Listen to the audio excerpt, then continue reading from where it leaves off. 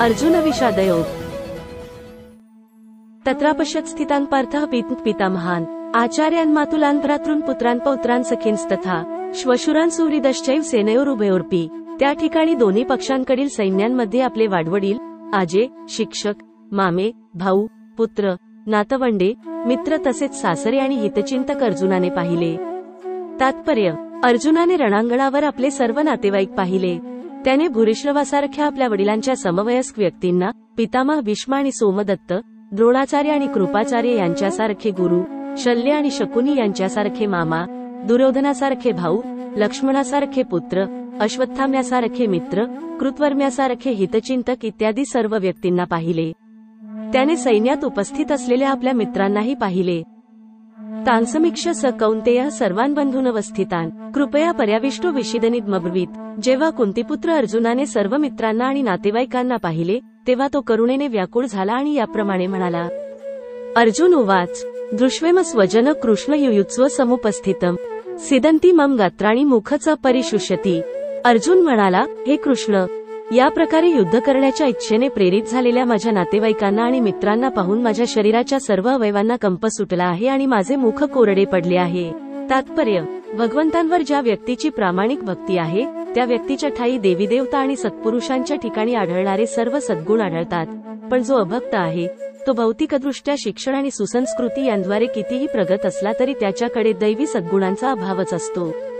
अर्जुनाने जेव्हा आपापसात युद्ध करण्याच्या इच्छेने प्रेरित होऊन युद्धभूमीवर आलेल्या आपल्या मित्रांना, सगेसोयऱ्यांना आणि नातेवाईकांना पाहिले तेव्हा तो त्यांच्याविषयीच्या करुणेने अत्यंत व्याकुळ झाला। आपल्या सैनिकांविषयी तर त्याला पूर्वीपासूनच सहानुभूती वाटत होती आणि आता विरुद्ध पक्षाकडील सैनिकांचा अटळ मृत्यू पाहून त्याला त्यांच्याविषयीही करुणा वाटली। या प्रकारे विचार करीत असताना त्याच्या सर्व अवयवांना कंप सुटला आणि तोंड कोरडे पडले। त्यांची युद्ध करण्याची उत्सुकता पाहून तो काहीसा आश्चर्यचकित झाला होता। वस्तुतः संपूर्ण समाज आणि अगदी अर्जुनाचे रक्ताचे नातेवाईकही त्याच्याशी लढण्यासाठी सिद्ध झाले होते। या ठिकाणी उल्लेख केला नसला तरी एखादा सहज कल्पनेने समजू शकेल की केवळ अर्जुनाच्या अवयवांनाच कंप सुटत होता आणि मुख कोरडे पडत होते एवढेच नव्हे तर तो करुणेने अश्रूसुद्धा ढाळत होता। ही लक्षणे अर्जुनाच्या दुर्बलतेमुळे नव्हती तर भगवंतांच्या शुद्ध भक्ताच्या ठिकाणी आढळणाऱ्या सहृदयतेमुळे होती। म्हणून असे म्हटले आहे की यस्यास्ति भक्तिर्भगवते किंचना सर्वैर्गुणैस्तत्र समास्ते सुराः हरावभक्तस्य कुतो महद्गुणा मनोरथेन सती धावतो बहिः। ज्याला पुरुषोत्तम श्री भगवान यांच्याविषयी दृढ भक्ती आहे त्याच्या ठिकाणी देवतांमध्ये आढळणारे सर्व सद्गुण असतात, पण जो भगवत भक्त नाही त्याच्याकडे अर्थहीन भौतिक पात्रता असते। याचे कारण म्हणजे तो मानसिक स्तरावरच अडकून पडल्यामुळे मोहमयी भौतिक शक्तीकडे निश्चितपणे आकर्षिला जातो। वेपथुश्च शरीरे मे रोमहर्षश्च जायते गांडीवस्त्रंस्ते हस्तात्वचैव परिदह्यते। माझ्या संपूर्ण शरीराला कंप सुटला आहे, माझ्या शरीरावर रोमांच उभे राहिले आहेत, हातातून गांडीव धनुष्य गळू लागले आहे आणि त्वचेचा दाह होत आहे। तात्पर्य: शरीराचे दोन प्रकारे कंपन होऊ शकते आणि रोमांचही शरीरावर दोन प्रकारे उभे राहू शकतात। अशा घटना एकतर आध्यात्मिक भावोत्कटतेमुळे होऊ शकतात किंवा भौतिक परिस्थितीमधील अतिभयामुळे होऊ शकतात। दिव्य साक्षात्कारामध्ये मुळीच भीती नसते। या परिस्थितीतील अर्जुनाची लक्षणे ही जीवितहानीच्या भौतिक भयामुळे प्रकट झाली होती। इतर लक्षणांवरूनही हे स्पष्टपणे कळून आले। तो इतका अधीर झाला की त्याचे प्रसिद्ध गांडीव धनुष्य त्याच्या हातातून गळून पडले आणि अंतःकरणात दाह होत असल्यामुळे त्याला आपल्या त्वचेचाही दाह होत आहे असे वाटू लागले। जीवनाविषयीच्या भौतिक संकल्पनेमुळे अथवा देहात्मबुद्धीमुळे या सर्व गोष्टी घडतात। न च शक्नोम्यवस्थात्व भ्रमतीव च मे मनः निमित्तानी च पश्यामी विपरीतानी केशव। मला येथे यापुढे थोडा वेळ सुद्धा उभे राहणे शक्य नाही। मला स्वतःचाच विसर पडत चालला आहे आणि माझे मन चक्रावून गेले आहे।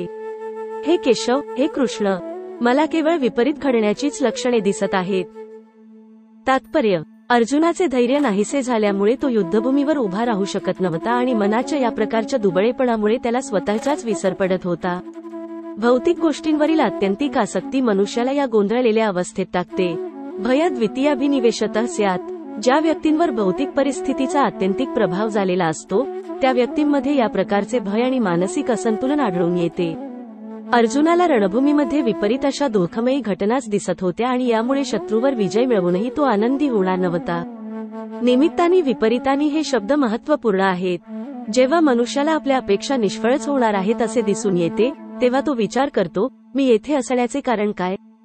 प्रत्येकाला स्वतःमध्ये आणि स्वतःच्या कल्याणामध्येच आस्था असते. परमात्म्याविषयी कोणालाच आस्था नसते. श्रीकृष्णांच्या इच्छेनुसारच अर्जुन स्वतःच्या वास्तविक स्वार्थाविषयी अज्ञान दाखवित होता. एखाद्याचा वास्तविक स्वार्थ श्री विष्णू किंवा श्रीकृष्ण यांच्यामध्येच आहे. बद्ध जीवाला याचा विसर पडतो आणि म्हणून त्याला भौतिक धोके भोगावी लागतात.